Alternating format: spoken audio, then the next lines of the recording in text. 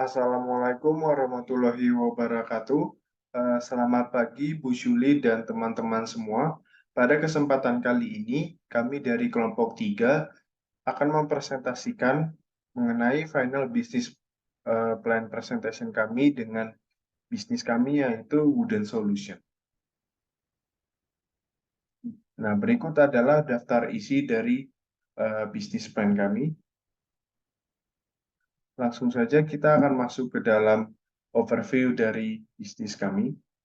eh, di mana eh, bisnis kami Wooden Solution merupakan platform ekspor kayu yang memanfaatkan pengrajin lokal untuk dijual di dalam negeri maupun di luar negeri. Nah, dengan memanfaatkan pengrajin-pengrajin lokal di daerah Jogja maupun di daerah lainnya yang terdekat yang mampu menggabungkan desain tradisional dengan elemen modern. Di mana hal tersebut menciptakan produk yang menarik dan juga memenuhi kebutuhan-kebutuhan pasar yang beragam. Nah, platform ini tentunya menyediakan akses mudah eh, ke berbagai para pengrajin kayu ini yang sudah diverifikasi dan juga memiliki kualitas yang baik, serta menyediakan produk yang sesuai dengan kebutuhan dan gaya konsumen kami. Mulai dari furniture, aksesori rumah, dekorasi, hingga juga perabotan-perabotan outdoor. Nah, masuk ke dalam ide bisnis kami, di mana ide produk bisnis kami yang kami kembangkan saat ini yaitu bisnis marketplace online. Sebagaimana bisnis ini mengangkat subtema poverty yang berfungsi membantu menciptakan lapangan kerja bagi para pengrajin setempat. Nah, dengan memberdayakan pengrajin-pengrajin kayu lokal ini, platform ini dapat memberikan peluang kerja yang lebih luas dan meningkatkan pendapatan para pengrajin lokal ini. Hal tersebut juga membantu mengurangi angka pengangguran dan juga memberikan stabilitas ekonomi kepada pengrajin lokal tersebut serta keluarga mereka yang terlibat.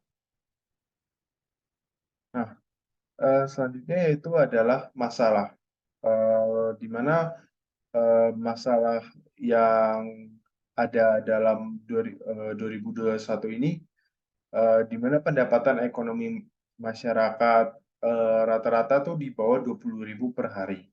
Sehingga eh, wajar sekali kehidupan mereka, yaitu para pengrajin ini terlilit dengan kemiskinan.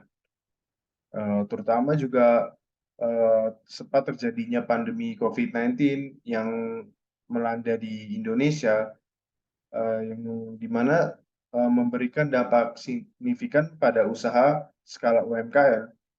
Salah satunya ya para pengrajin ini sendiri.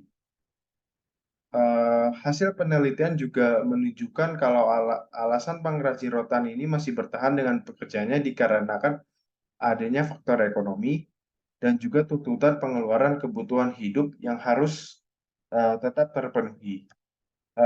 Kemudian juga faktor kesempatan kerja, di mana para pengrajin ini tidak mampu bersaing di dunia kerja. Nah, selanjutnya masuk ke dalam solusi yang kami tawarkan. Yang pertama, eh, platform pengrajin kayu Wooden Solution akan memberikan menciptakan lapangan kerja bagi para pengrajin kayu ini, eh, yang dimana kita akan memberikan pelatihan serta akan memilih pengrajin yang sesuai dengan kebutuhan dan preferensi kami. Di mana ini eh, akan menciptakan suatu peluang kerja bagi pengrajin-pengrajin setempat, serta akan mengurangi pengangguran di masyarakat setempat.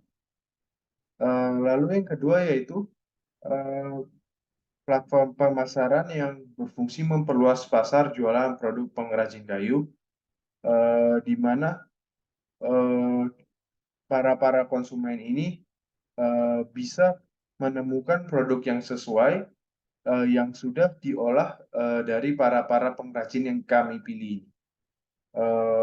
Mulai dari furnitur, aksesori rumah, serta dekorasi dan juga perabotan outdoor. Di mana pilihan produk ini membuat proses pemilih dan membeli itu lebih mudah dan juga nyaman. Lalu yang ketiga, produk-produk lokal yang telah diolah akan juga dipasarkan secara nasional maupun internasional, di mana setiap preferensi dan konsumen masyarakat di luar Jogja itu bisa terpenuhi, dan juga kita juga menyediakan shipping online di mana bisa mengakses fitur pembelian secara online. Serta yang keempat yaitu pengembangan keterampilan lokal serta mempertahankan pengetahuan tradisional. Nah, ini menjadi salah satu target kami, di mana ini akan memberikan dukungan langsung kepada pengrajin lokal, dan ini juga berdampak positif bagi perekonomian lokal, serta menjaga pengetahuan dan keterampilan tradisional yang dimiliki oleh pengrajin kayu ini. Baik, kemudian kita sampai ke dalam pembahasan target market. Mari kita mulai dengan segmen geografis. Tahap pertama dari strategi kami adalah membidik pasar DIY Jateng. Kami akan menargetkan penduduk wilayah DIY dan Jawa Tengah, serta pasar lokal yang mudah dijangkau.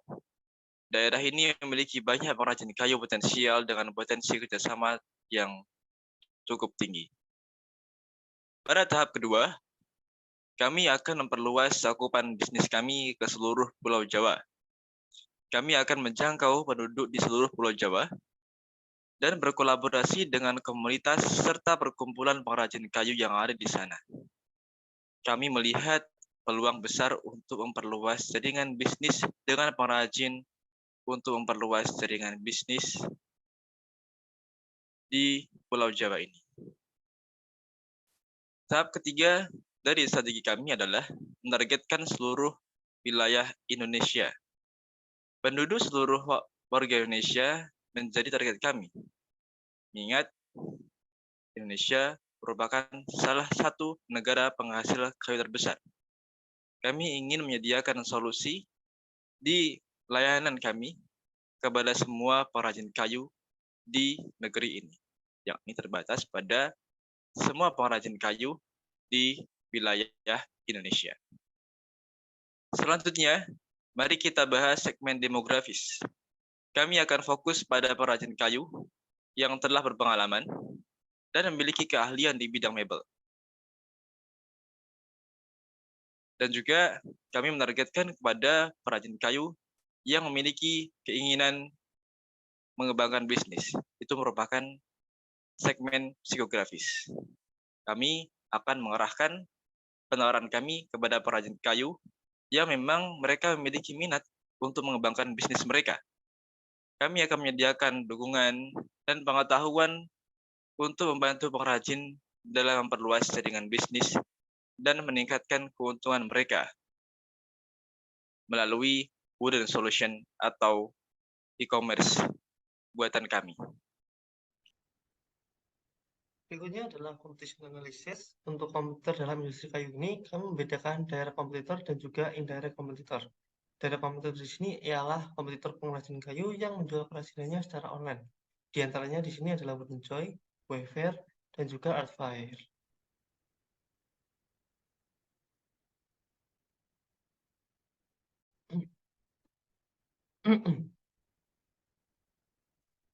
Berikutnya adalah competition analysis. Untuk kompetitor dalam industri kayu ini, kami membedakan direct kompetitor dan juga indirect kompetitor.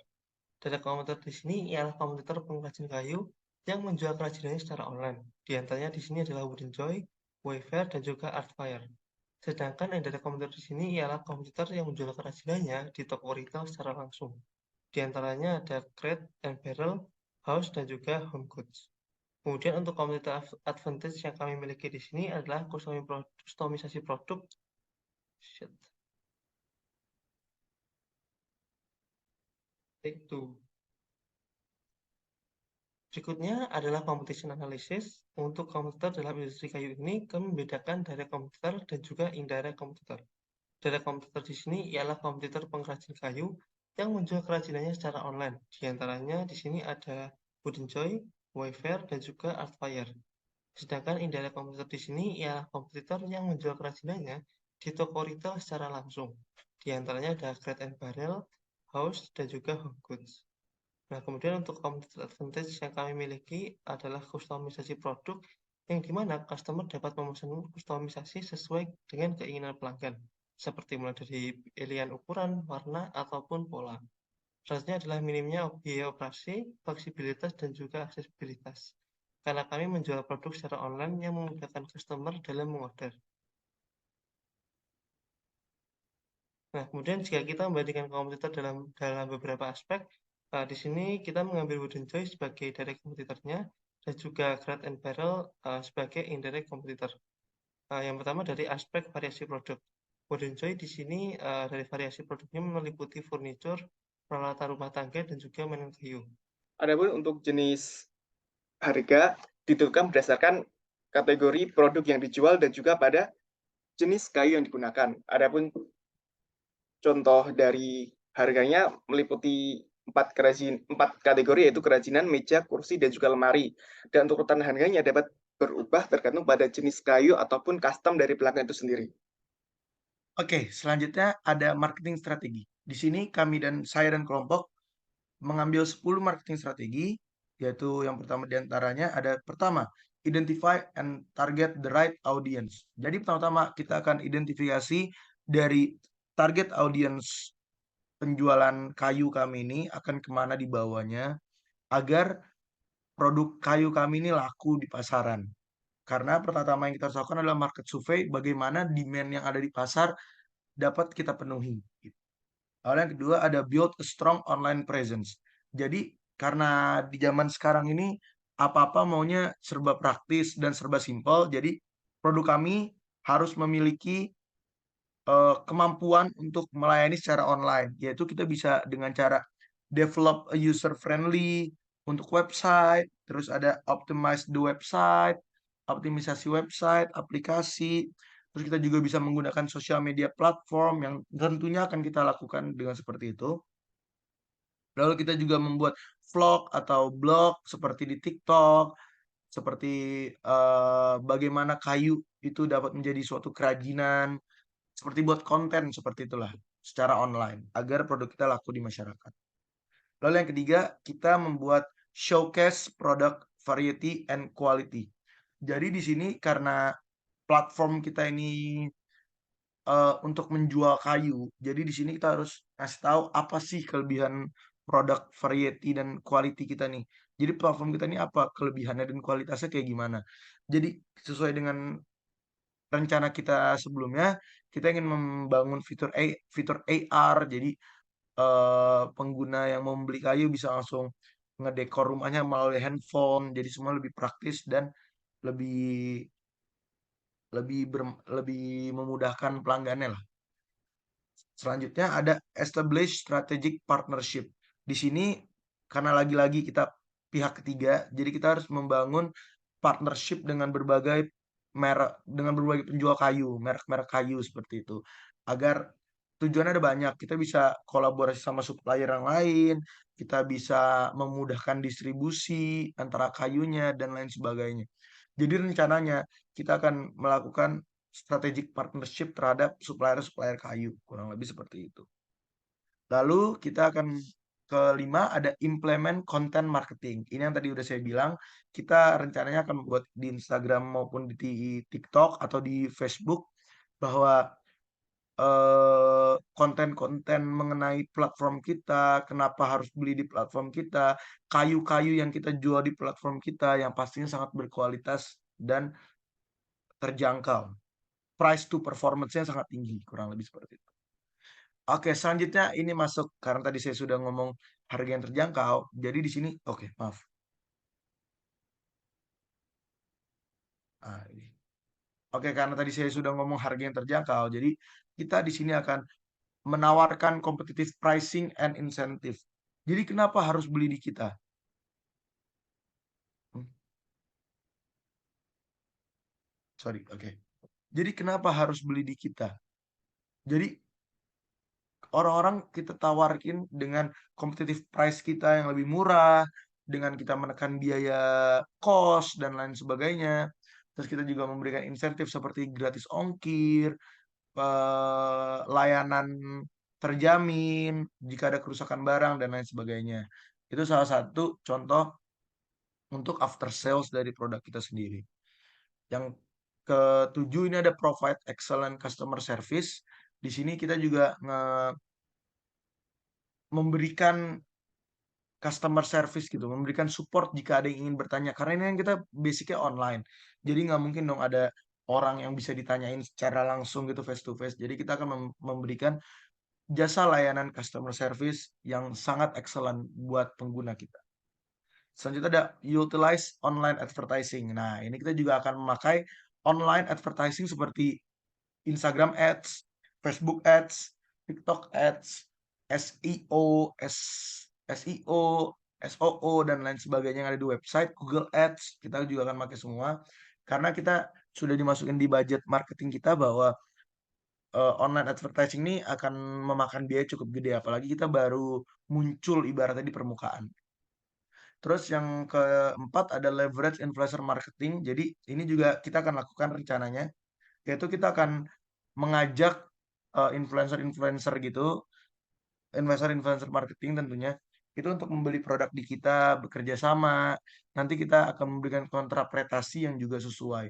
Dan pastinya untuk memilih konten influencer marketing ini, konten kreator marketing influencer ini, kita juga harus memikirkan budgetingnya, terus dampak yang influencer itu kasih ke kita itu juga akan diperhitungkan secara matang. Lalu yang terakhir ada encourage user generate content. Nah, ini di sini juga penting nih strategi kita yang terakhir, yaitu kita akan nge-encourage customer untuk nge-sharing experience, terus project foto, ibaratnya kayak testimoni agar pelanggan-pelanggan lain juga ikut membeli di tempat kita gitu loh. Sama kita juga rencananya akan run giveaway kecil-kecilan atau bagaimana agar pelanggan kita juga dapat membeli di kita gitu. Untuk awal-awal saya yakin mungkin emang cukup bakar uang untuk di bagian advertising ini, karena kan kita perusahaan yang baru muncul di permukaan lah gitu bahasanya. Jadi otomatis perusahaan kita sendiri akan menggelintirkan beberapa dana untuk di marketing ini. Itu kurang lebih marketing strategi dari kelompok kami. Baik, kemudian terdapat manajemen tim dari Wooden Solutions sendiri.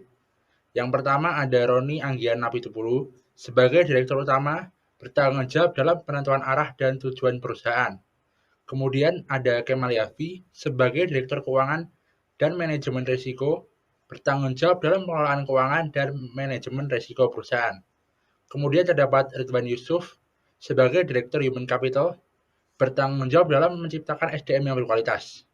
Kemudian terdapat Rizky Anugrah sebagai Direktur Pemasaran dan Operasional, bertanggung jawab dalam promosi produk kepada pelanggan dan aktivitas operasional perusahaan. Kemudian terdapat Isyar Rahmatullah sebagai Direktur Hubungan Jaringan dan Layanan, bertanggung jawab dalam membangun hubungan yang dekat dan baik kepada pelanggan. Kemudian terdapat Safa Hizbullah sebagai Direktur Informasi dan Teknologi, bertanggung jawab dalam membentuk ekosistem informasi yang efektif dan efisien. Kemudian yang terakhir terdapat Komang Raditya sebagai Direktur Perencanaan Strategis, bertanggung jawab dalam mengatur rencana strategis dari perusahaan. Baik, kemudian terdapat milestone dari perusahaan kami. Pada saat ini kami sedang melaksanakan target kami pada bulan Mei 2023, yaitu memvalidasi ide, menganalisis pasar, strategi pemasaran, dan juga keuangan. Sehingga pada bulan Juni hingga Juli 2023, kami dapat membuat prototipe, menyusun SOP dan kebijakan terkait, dan juga perjanjian dengan supplier atau pengrajin. Kemudian pada bulan Agustus 2023, kami mendaftarkan PT kami, menyelesaikan segala perizinan dan juga merek dagang. Dan pada bulan September hingga Oktober 2003, perusahaan kami melakukan pendanaan oleh investor dan pembelian terhadap sarana dan prasarana perusahaan. Kemudian pada bulan November hingga Desember 2003, perusahaan kami melakukan fiksasi dan pembuatan marketplace dan semua media sosial Wooden Solution, rekrutmen staff, dan supplier atau pengrajin. Sehingga pada bulan Januari 2004, perusahaan kami Wooden Solution melakukan produksi pertama dan melakukan quality control agar produk yang kami hasilkan terjaga kualitasnya. Dan juga pada bulan ini, strategi pemasaran juga sudah mulai dilakukan. Oke, mungkin langsung aja. Jadi di sini saya akan menjelaskan tentang financial statement dan juga financial projection dari perusahaan Wooden Solution. Oke. Untuk tahun pertama kami membutuhkan dana sebesar 984.736.747 rupiah dengan rincian aset-aset yang akan kita beli adalah sebagai berikut. Dan untuk financing-nya sendiri kami berencana untuk menggunakan 60% equity dan juga 40% loan. Dan untuk equity holder-nya sendiri terdiri dari dua, yang pertama ada owner dan juga yang kedua itu ada investor dengan persentase sebesar 40 dan juga 60%. Oke. Untuk revenue schedule, kami mengekspektasikan untuk di tahun pertama kami bahwa terjadi transaksi sebanyak 25.000 kali, lalu terdapat penjual yang menggunakan HV sebesar 1.500 kali dan konsumen atau pembeli yang membeli freemium itu sebanyak 150. Dan kami menggunakan asumsi bahwa volume sales-nya itu akan meningkat sebesar 5% per tahun. Untuk price unit-nya sendiri ada beberapa komponen, ada beberapa unit. Yang pertama ada dining chair, dining table, dan selanjutnya. Untuk average price unit-nya itu dari semua item yang kita jual itu berada di angka 4.785.714 rupiah. Dan untuk sales price unit kami menganggarkan 3,5% untuk brokerage fee dari setiap transaksi yang dilakukan di dalam platform dan Rp1.000 untuk ads fee dan Rp100.000 untuk freemium. Untuk average price unit juga kami mengasumsikan bahwa price per unitnya itu akan meningkat 2,5% per tahun. Dan untuk produk yang terjual itu perfectly distributed atau jumlahnya itu sama setiap komponen unit. Nah, untuk sales price per kategorinya, kami menghasilkan penjualan di tahun pertama sekitar 4,2 miliar rupiah. Untuk annual cost plan-nya kurang lebih seperti ini, di mana terdapat 31 karyawan dengan HR expense-nya totalnya itu di tahun pertama 4,035 miliar rupiah dan terus meningkat karena gaji karyawan itu kami asumsikan akan meningkat sebesar 5% per tahunnya. Lalu untuk marketing expense juga kita menggunakan 5 cara. Yang pertama ada IG Ads yang dilakukan sebanyak 15 hari per bulan, Facebook Ads, Google Ads, Call, dan SEO. Untuk rincian harganya seperti yang sudah tercantum di dalam file spreadsheet dan asumsinya juga sudah ada di bagian kanan. Untuk operational expense-nya juga sudah tercantum, di mana ada IT infrastructure, ada office supplies, terus maintenance website, lalu yang terakhir ada payment processing sebesar 2% dari revenue. Dan asumsinya juga sudah terdapat di bagian kanan. Untuk depresiasi aset kurang lebih seperti ini, di mana depresiasi setiap tahunnya itu berada di angka depresiasi dan amortisasi setiap tahunnya itu berada di angka Rp112.649.417 rupiah. Untuk net working capital-nya kami mengasumsikan bahwa setiap terdapat 20% dari penjualan yang kita lakukan selama 1 tahun itu, konsumen melakukan transaksinya itu menggunakan kredit. Lalu ini untuk pembayaran hutang dan juga bunga hutangnya yang akan dilakukan dalam periode 5 tahun dengan bunga 8% dan angsurannya sebesar Rp99.304.366 per tahun. Untuk income statement-nya sendiri, kami karena di awal tahun itu kami cost-nya lumayan besar, lebih besar daripada total penjualan yang kami lakukan di tahun pertama. Oleh karenanya, kami masih menghasilkan kerugian di tahun pertama dan juga kedua. Namun di tahun ketiga dan seterusnya kami menghasilkan keuntungan karena kami mengasumsikan bahwa penjualan itu volumenya akan meningkat sebanyak 5% per tahun, dan untuk harga dari barang-barang yang dijual di platform kami juga akan meningkat 2,5% per tahun. Untuk cash flow-nya, di ending cash balance itu sama seperti income statement, di mana tahun pertama dan tahun kedua itu akan menurun, namun di tahun ketiga, keempat, dan kelima itu akan berangsur meningkat. Untuk balance sheet-nya juga seperti ini, di mana long term liabilities kami juga selalu menurun dan kami tidak melakukan pinjaman-pinjaman kembali karena biaya operasionalnya sudah tertutup dengan pendapatan yang kami dapatkan tiap tahunnya. Untuk WACC-nya sendiri, kami mendapatkan WACC-nya itu berada di angka 5,55% dan IRR-nya sebesar 8% atau 7,8%.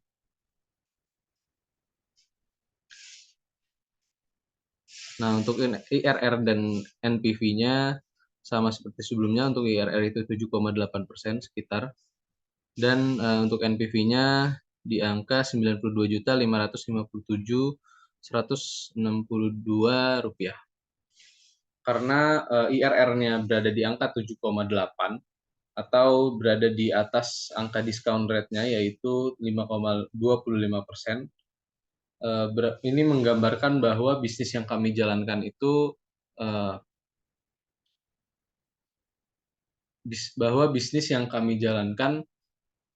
itu dapat menghasilkan keuntungan bagi Bapak atau Ibu sekalian yang ingin berinvestasi di sini. Oleh karenanya kami sarankan Bapak dan Ibu untuk berinvestasi di perusahaan kami, karena walaupun di tahun pertama dan kedua itu mengalami kerugian, namun di tahun kedepannya kami mengekspektasikan bahwa perusahaan kami itu akan menghasilkan keuntungan yang berlipat ganda. Oleh karenanya, jika Bapak dan Ibu berinvestasi di perusahaan kami menjamin bahwa investasi Bapak dan Ibu itu akan menghasilkan keuntungan yang berkali-kali lipat di tahun-tahun ke depan. Mungkin seperti itu saja, selanjutnya bisa dijelaskan oleh teman saya. Lalu yang terakhir adalah kesimpulan atau penjelasan-penjelasan dari yang sebelumnya. Yang pertama ada perkembangan pasar.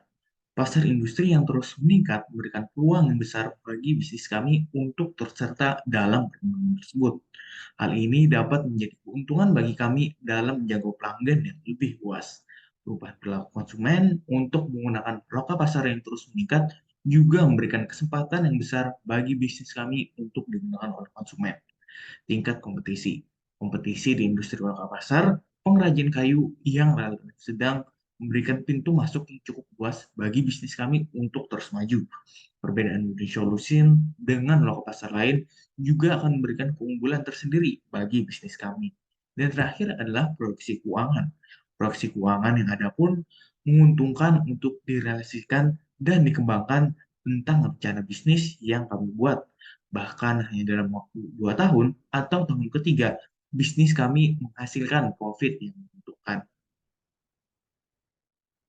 Dari pembahasan sebelumnya, dapat diketahui bahwa segi ide, target pasar, hingga rencana keuangan memiliki prospek yang menjanjikan ke depannya.